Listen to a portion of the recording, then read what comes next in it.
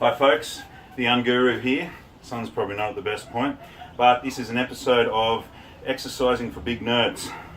I'm a big nerd. I was the Bastian Balthazar Bucks of nerds, for anyone who remembers that guy. From the Never-Ending Story, I was an inadequate nerd. I wasn't even smart enough to outwit those who were berating me. But this is about exercise. Now, if you're a big fella like me, you'll probably not be into running so much, which is alright. More power to those who can run. For me, my slow jog is my speed. I have 100% maximum speed, and it's a slow jog around the field. Now, what we're doing here is having a look at the one, I think, for big guys especially, the one instrument, tool that gives you the biggest bang for your buck you can have with exercise, and that is kettlebell. These puppies. This is a 24, a lightweight. So what we've got with the kettlebell is the ability for you to be at home, to exercise, to get fitness, but also to increase your strength. What you'll find is if you start with the 16, if you haven't done them before, and get your form right, like all good fantasy authors or stories or worlds, form is very important in what you're doing, be it sword fighting, magic, or getting fit. So your form matters a lot because you can injure yourself a great deal with these, but you can also get a lot out of them. Great reward and a little bit of risk. So what we've got today is just introducing the kettlebell for anyone who doesn't know, and talking about its one of the first, well, the first, I think, the foundation exercise you get right, and you can do it on all weights, and it's helpful all the time with any weight, no matter how strong you are, where you are at, is the two-handed swing. So the bell, and you want to get the bells, I don't know, so you've got the two different kinds, well, you've got a lot of different kinds. Don't go to Kmart. You can get a 16 from Kmart or something, that's alright to learn on. But if you're going to be serious, you want to get proper bells.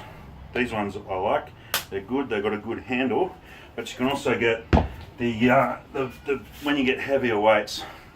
Now, I'm not sure, kettlebells.com.au, which turned into Iron Edge, they don't sell the big fellas anymore. They must have been selling them enough. But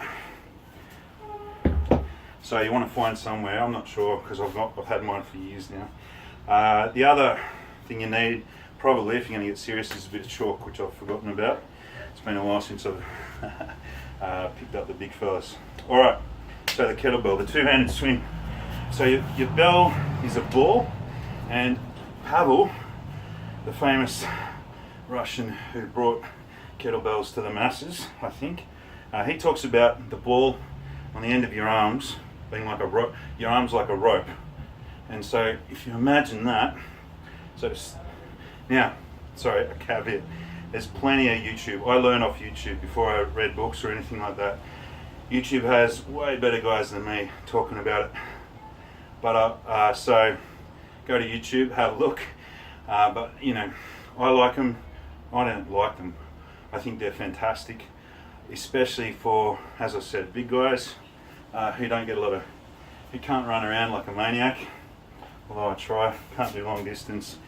And where fitness is an issue, this gives you get a little cardio when you're swinging away and you're pushing to the nth. Your cardio will get better. It's not going to be the same, obviously, but who has time to go for 5 hours of runs? If you do, cool. But sitting at the desk all day. Now, the two-handed swing. So what we've got, you want to set yourself, if you're a prop, you're already halfway there. So if you've been a rugby prop, you want to set yourself like you're going into a scrum, which means basically knees a little bent, that you want these the weight on your quads tight, and your butt has to be, this is where your strength is coming from, and here, your core. So you're standing, and you're getting ready, and then you start to swing it. So you can see I'm using my core, my gut, my legs to swing, not my arms. You can see they're coming up. And that's it, that's the two-handed swing. Straight on, looks a bit like this. So there's not a lot of movement. One thing to remember that you can learn by error, which I did, is when you're swinging, don't then suddenly think, oh, I can change my footing like I did. You want to stop and change your footing. So footing is one of the most important things when you're swinging bells. For what I learned in my backyard, and there were divots all over the place from dropping bells, and so it wasn't flat, it was always on angles, and so that was really good because it taught me a lot about where your feet need to be placed. Anyway, for big boys, for nerds, for us who spent our childhoods wishing we could be fit and strong, kettlebells are the way. So what we're going to do, if I can, I'm going to do a few more episodes looking at the bell and what you can do with it. Just to give you a glimpse, that's a 24, we've got a 32, that's a good weight. That's probably your optimum weight once you start getting stronger. But then you get a bit silly, you got the 48, this fella, he knows what's for, and you can get bigger ones. I saw a guy with an 80 plus a 12 kilo rock solid base on it, monstrous. And then of course your strongman, I just watched on Netflix, Eddie lifting 500 kilos deadlift, but also they have that dumbbell, the little dumbbell that they lift, and it's an insane, it was 160 kilos or something. Anyway, no, it might have been 200. Anyway, so you've got your here's your 64. That's my heaviest, and he's a beast. So where you want to go is, it's not necessarily slowly getting into it, but 3 to 5 dedicated sessions a week, half an hour. You don't have to do heaps. You can do more. More's good, but the more you do in a row, the more chance then there is of error, and error causes rips and tears, and you have to stay up for a while. So you want to pace yourself, push hard, definitely push hard. Always go, if you want to push hard, go lower a bit. So the idea is you start low weights, and this is, everyone knows, this is well known, I'm not saying anything new. You then push up, so you do 10 swings on your 16, push up and do 5 on the 24.